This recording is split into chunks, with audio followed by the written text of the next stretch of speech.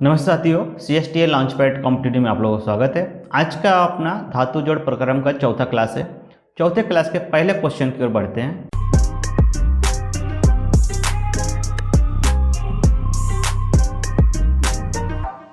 आज का अपना पहला क्वेश्चन है, टैक वेल्ड के जॉइंट के एक सिरे पर अधिकतम लंबाई कितनी रखी जाती है। जो टैक वेल्ड होती है उसके जॉइंट के एक सिरे की अधिकतम लंबाई कितनी रखी जा सकती है।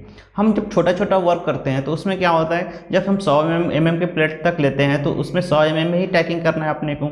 ठीक है, जैसे हमारा जॉब का साइज होगा उसके हिसाब से हमें टैकिंग का साइज लेना है। ठीक है, तो यहाँ पे क्या कर रहा है, यहाँ पे साइज का कम आकार दिया गया, तो हमें क्या करना है। देखो, एक टैग 100 mm का अगर हम लेते हैं, मैक्सिमम हम क्या करते हैं 100 mm का ही प्लेट लेते हैं। ठीक है, उसकी लंबाई कितनी रखना है, 35 mm। कितनी रखना है, 35 mm तक रखना है। ठीक है, इसका सही आंसर क्या होगा, 35 mm।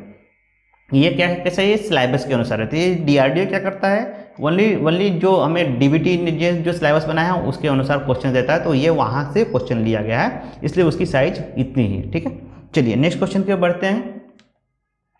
प्रत्येक टैक वेल्ड की लंबाई कितनी होती है। प्रत्येक टैक वेल्ड की लंबाई कितनी होती है, 3 से 4 इंच। कितनी होती है, 3 से 4 इंच। सही इसका आंसर क्या है, 3 से 4 इंच। ठीक है, ठीक है, ये टैकिंग का मैं बताया आप लोगों को, उसकी साइज के अनुसार उसमें डिपेंड होता है। ठीक है, ठीक है, नेक्स्ट क्वेश्चन है, सही मिलान कीजिए। ठीक है, आप लोगों को यहाँ पे क्या करना है, एक मिलान करना है। ठीक है, यहाँ पे प्लेट की मोटाई दिया है और एम्पियर दिया है। जो ट्रांसफार्मर का जो हमारा पावर जो एम्पियर होता है वो दिया हुआ है। ठीक है, तो यहाँ पे क्या हो रहा है, देखो पहला दे रहा है 12.5 mm के लिए प्लेट की मोटाई है तो कितनी एम्पियर यानी होना चाहिए। ठीक है, 60 mm की है तो कितने एम्पियर होना चाहिए, 125 mm का है तो कितने एम्पियर होना चाहिए। ठीक है, तो सही मिलान इसमें आप लोगों को देखना है। यहाँ पे देखो सही मिलान कैसे, 12.5 का देखो यहाँ पे क्या करता है, कम साइज है तो कम में मिलाइए। ठीक है, ठीक है, 60 है, 60 के लिए दूसरा नंबर पे मिलाइए, C तीसरा का A। ठीक है, ऐसे मिलान कीजिए। ठीक है, तो ये आप लोगों को समझ में आ गया इसका मिलान। तो सही इसका आंसर क्या है, B। सही आंसर क्या है इसका, B। A का थर्ड, ठीक है, A का थर्ड, ठीक है, यहाँ पे तीसरा आ गया। ठीक है, B का 2 आ गया, C का 1। ठीक है, आप लोगों को यहाँ पे ये हमारा सही आंसर क्या है, B। ठीक है, ये कैसा है, प्लेट की जो मोटाई है उसके हिसाब से हमें क्या करना है, करंट को एम्पियर में यानी उसको देना है, जो कि हमारे परफेक्ट वेल्ड के लिए हो जाए। ठीक है, चलिए नेक्स्ट क्वेश्चन के बढ़ते हैं। जब दो प्लेटों को एक दूसरे के ऊपर समकोण पर रखकर ज्वाइंट किया जाता है तब उस ज्वाइंट को कहते हैं, क्या कहते हैं भैया, टी ज्वाइंट। ठीक है, समकोण होता है और एक के ऊपर एक रख कर किया जाता है। ठीक है, तो हमारा टी ज्वाइंट होता है। देख रहे हो आप लोग, इसकी साइज देख रहे हो 60, कितना है 60, ये है हमारा। इसकी भी साइज कितना है, देखो ये साइज कितना है 60। ठीक है, तो इसको हम क्या कहते हैं, टी ज्वाइंट। ठीक है, इसको क्या कहते हैं हम, टी ज्वाइंट। ठीक है, चलिए नेक्स्ट क्वेश्चन के बढ़ते हैं।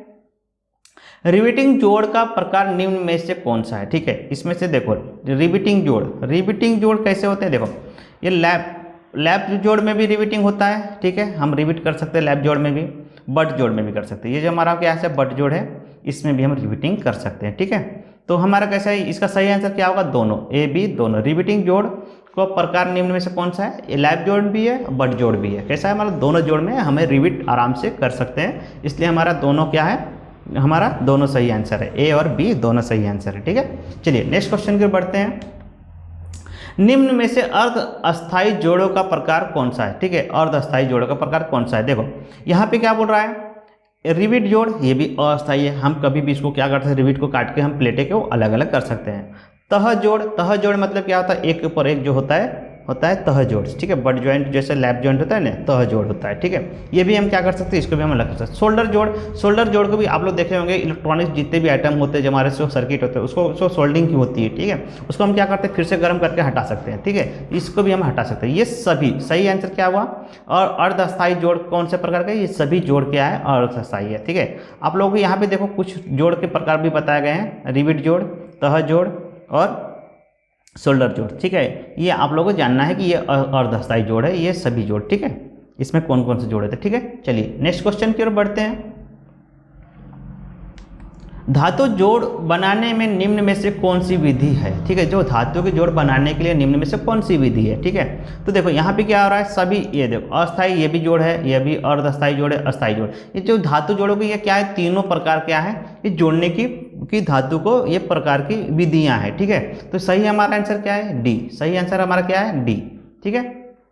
चलिए नेक्स्ट क्वेश्चन की ओर बढ़ेंगे। अभी देखो यहाँ पे सभी जोड़ के बारे में बता दिया गया है, कौन कौन सा, ये देखो अर्धस्थाई जोड़ में बोल्ट और स्क्रू आता है, अर्धस्थाई में रिविट जोड़, तह जोड़, सोल्डरिंग आता है, अस्थाई जोड़ में ब्रेजिंग और वेल्डिंग आता है। ये क्या होता है, और अस्थाई में इसको हम अलग नहीं कर सकते हैं, ठीक है, इसको अलग करने जाएंगे तो क्या होगा, मटेरियल का वेस्टनेस होती है, ठीक है, इसलिए इसको अस्थाई जोड़ कहते हैं, और अस्थाई नहीं सॉरी अस्थाई जोड़ कहते हैं, ठीक है। चलिए नेक्स्ट क्वेश्चन की ओर बढ़ते हैं। वेल्डिंग जोड़ के असफल होने से बचाने के लिए क्या आवश्यक है, ठीक है, क्या बोल रहा है, वेल्डिंग जोड़ के असफल होने से बचाने के लिए क्या आवश्यक है। देखो इसमें असफल बोल रहा है ना, तो देखो यहाँ से यहाँ पे ऑप्शन पहला ही देखो क्या है, क्रोजन जोड़ की स्थितियों का सही ज्ञान।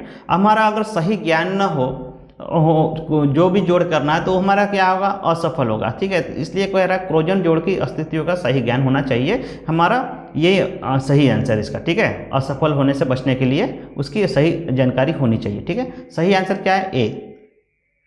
चलिए नेक्स्ट क्वेश्चन की बढ़ेंगे, ठीक है। ये आंसर के बारे में थोड़ा सा थेरेटिकल देखे, इसको भी हम देख लेते हैं, ठीक है। वेल्डिंग जोड़ को असफल होने बचने के लिए क्रोजन संरक्षण तथा लोड की स्थिति को सही ज्ञान होना चाहिए, उसकी जो लोड है वो भी सही ज्ञान होना चाहिए, ठीक है।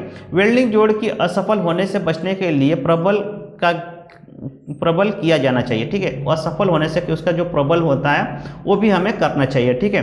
वेल्डिंग जोड़ में किसी प्रकार का दोष नहीं होना चाहिए, उसमें किसी भी प्रकार का दोष नहीं, अंडरकट जैसे हो गया या पेनिट्रेशन वगैरह ये सब नहीं होना चाहिए, ठीक है, उसमें नहीं होना चाहिए, जैसे बाह्य दर, अपूर्ण वेद, अपरित क्रैक्स, ये सब नहीं होना चाहिए, ठीक है। जोड़ के सभी स्थानों पर समान गुण तथा सभी दिशाओं में समान मात्रा होनी चाहिए, उसकी जो मटेरियल वगैरह होती है, जो रन वगैरह बीड वगैरह जो भी हमारा इलेक्ट्रोड वगैरह सभी कैसे होना चाहिए, समान होना चाहिए उसमें, ठीक है। ये हमारा आंसर है उसका, ठीक है। चलिए नेक्स्ट क्वेश्चन की ओर बढ़ेंगे। अस्थाई जोड़ की विधि कौन सी है, ठीक है, अस्थाई जोड़ की विधि कौन सी है, देखो ब्रेजिंग भी है और वेल्डिंग भी है, ठीक है। ये अस्थाई में नहीं आती, ये कैसे अस्थाई में आते हैं। ब्रेजिंग कहाँ होती है, जो हमारे ट्रेन की जो पटरियाँ दो होती है ना उसको जोड़ने के लिए क्या करते हैं, ब्रेजिंग करते हैं, ठीक है। और वेल्डिंग जो होती है हमारे, जो हम नॉर्मल वेल्डिंग जो पंप में ग्रिल, दरवाजे, जो खिड़कियाँ जो बनती है हमारे क्या है, अस्थाई जोड़ है, ठीक है। तो ये हमारी दोनों विधियाँ, तो इसका सही आंसर क्या है, सी, इसका सही आंसर क्या है, सी, ये दोनों हमारी अस्थाई जोड़ है, ठीक है। चलिए नेक्स्ट क्वेश्चन की ओर बढ़ेंगे। निम्न में से कौन सी अस्थाई जोड़ है, कौन सी अस्थाई जोड़ है, देखो जोड़ कौन सी इसमें से अस्थाई जोड़ है, स्क्रू जोड़ क्या है, अर्धस्थाई है, बोल्ट नट बोल्ट क्या है, अर्धस्थाई जोड़ है, ठीक है। ब्रेजिंग क्या है, ब्रेजिंग भी क्या है अस्थाई जोड़ है, और वेल्डिंग भी अस्थाई जोड़ है। लेकिन यहाँ पे क्या कर रहा है, 4 ऑप्शन दिया है, अपने को एक सिलेक्ट करना है। तो परमानेंटली अस्थाई जोड़ कौन सी होती है, पर फिक्सिंग एकदम हार्डनेस में हर तरफ से 100% वेल्डिंग कौन सी होती है, वेल्डिंग, ठीक है। इसलिए हमारा सही आंसर क्या होगा, डी, सही आंसर हमारा क्या होगा, डी। ब्रेजिंग कैसा होता है, थोड़ा सा इससे वेल्डिंग से नरम होता है, इसलिए हमें वो उसको नहीं देना है। अस्थाई जोड़ में हमारा सबसे ये क्या होता है, वेल्डिंग होता है, ठीक है। चलिए नेक्स्ट क्वेश्चन की बढ़ेंगे। सोल्डरिंग ज्वाइंट होता है, सोल्डरिंग जो ज्वाइंट होता है कैसे होती है, ठीक है। ब्रेजेड ज्वाइंट से कमजोर होती है, ब्रेजेड ज्वाइंट से कम होती है, ठीक है। वेल्ड ज्वाइंट से मजबूत होती है, नहीं होती। अधिक भार सहन करने वाला होता है, सोल्डरिंग नहीं होता है बिल्कुल, ठीक है। अधिक ताप सहन करने वाला होता है नहीं, क्योंकि वो क्या होता है 400 सेल्सियस से कम पर होता है, ठीक है। सोल्डरिंग 400 सेल्सियस पे से कम पर होता है, ठीक है। तो सही आंसर क्या है, ब्रेजिंग ज्वाइंट से कमजोर होता है, ठीक है। चलिए नेक्स्ट क्वेश्चन फिर बढ़ेंगे। स्पॉट वेल्डिंग की जाती है, स्पॉट सोल्डरिंग की बात कर रहा है। तो सोल्डरिंग कब किया जाएगा, देखो मैंने अभी आप लोग बताया 400 सेल्सियस से कम पर, ठीक है। तो यहाँ पे क्या कर रहा है, 800 सेल्सियस 500 दे रहा है, और 450 तापमान पर से अधिक यहाँ पे बोल रहा है, यहाँ पे तापमान पर बोल रहा है, कम तापमान पर। तो हमारा सही आंसर क्या होगा, सही आंसर हमारा 400 सेल्सियस से कम होता है, लेकिन यहाँ पे क्या लिख रहा है 450 लिख दिया है, तो उससे कोई बात, लेकिन कम लिखा है ना, तो हमारा कम है, ठीक है। चलो नेक्स्ट आंसर देखते हैं। ये हमारा सोल्डरिंग मशीन होता है, इसकी बात हो रही है, ठीक है। और ये हमारे उसके क्या होते हैं, टिप होते हैं, ठीक है, इसकी बात हो रही है, ठीक है।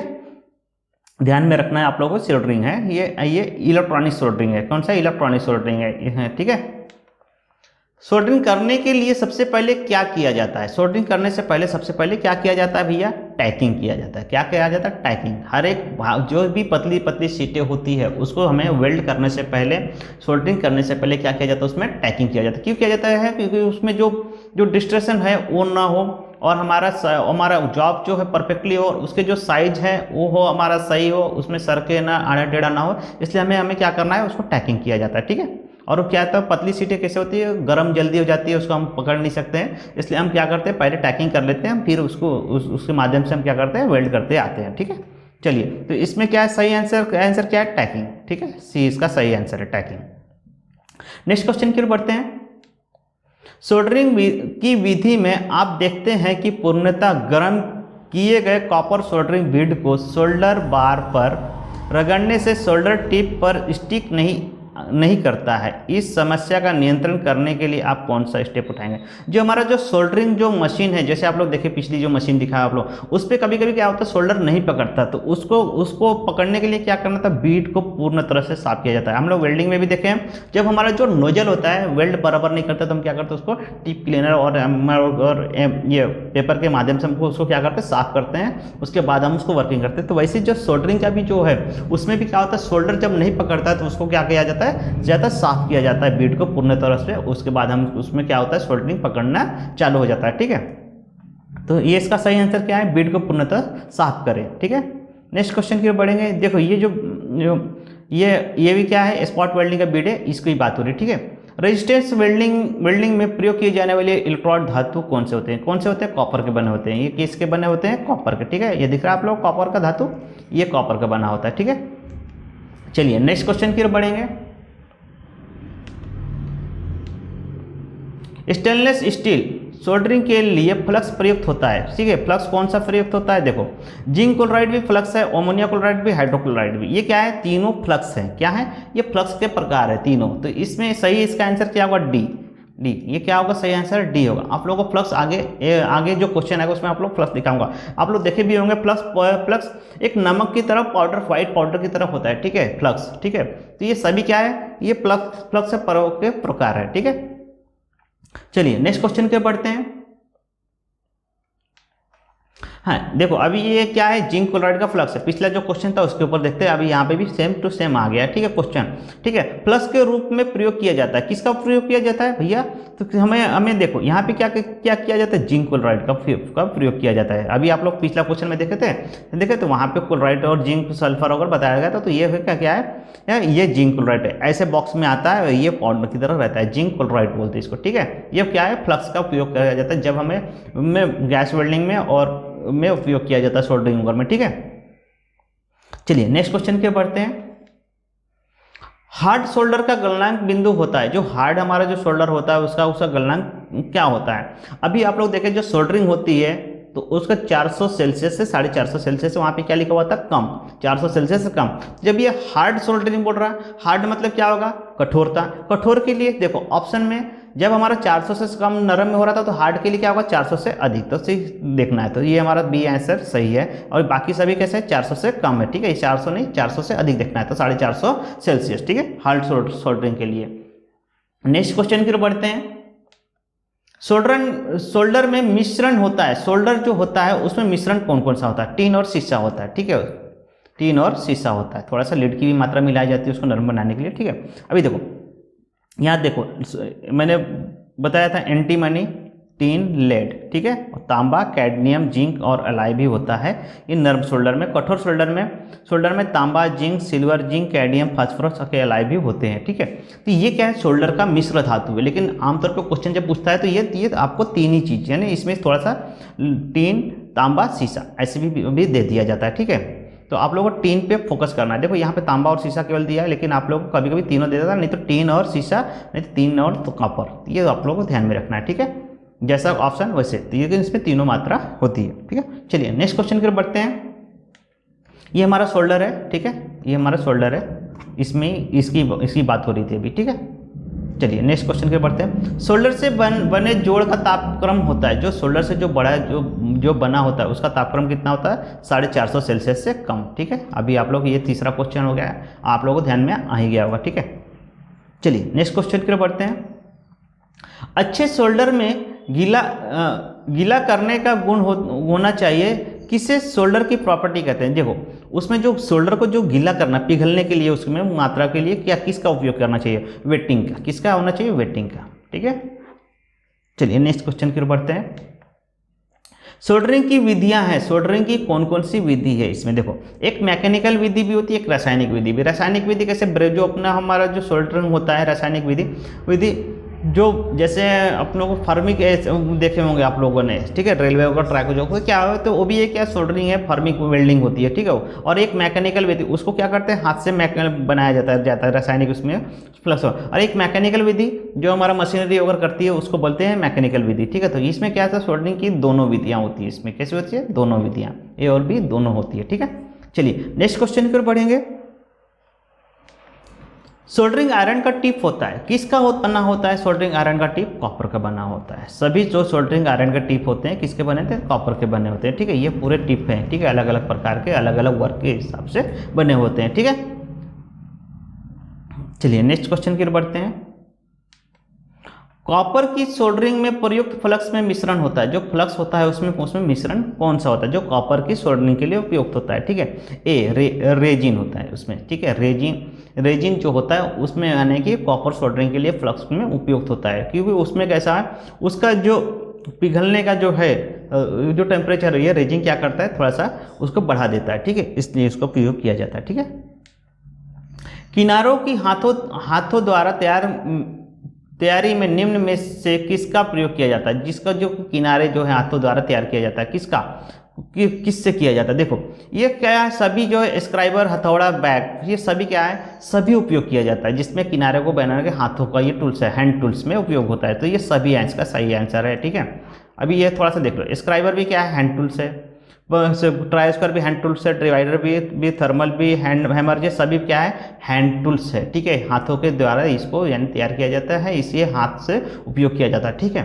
आज के लिए हम इतने ही क्वेश्चन पे रुकते हैं, ठीक है। But next question next class में देखेंगे, 5वीं क्लास में, ठीक है। इस प्रकार से अपना जो भी 200 क्वेश्चन से अपन यानी कि हर एक लेसन से अपन ले रहे हैं, इसलिए कि आप लोगों का हर लेसन का 200 क्वेश्चन सफिशिएंट होता है, ठीक है। और ये पूरे प्रीवियस क्वेश्चन आप लोगों को दिख रहा होगा कि ये सब प्रीवियस क्वेश्चन पूछे गए क्वेश्चन है, ठीक है। और अगर आप इस चैनल पे अगर पहली बार अगर जुड़े होंगे तो इस चैनल को सब्सक्राइब कर लेना है। और अपने जितने भी नज़दीकी वेल्डर्स दोस्त जो कॉम्पिटिटिव की तैयारी कर रहे हैं, सरकारी जॉब की तैयारी कर रहे हैं वेल्डर से, या प्राइवेट में भी आप लोगों को इंटरव्यू अगर फेस करना हो तो वो भी यहाँ से आप लोग कर सकते हैं। हर एक क्वेश्चन का सही आंसर आप लोगों को यहाँ पर बताया जाता है और पिक्चर के माध्यम से समझाया जा रहा है, तो आप लोगों के लिए बेस्ट है। चैनल को सब्सक्राइब भी करना है, बेल आइकन दबा लेना, क्योंकि हमारा जब भी नया वीडियो आएगा तो आप लोगों को पहले नोटिफिकेशन मिल जाएगा, ठीक है। आज के लिए हम इतने पर रोकते हैं। Thank you.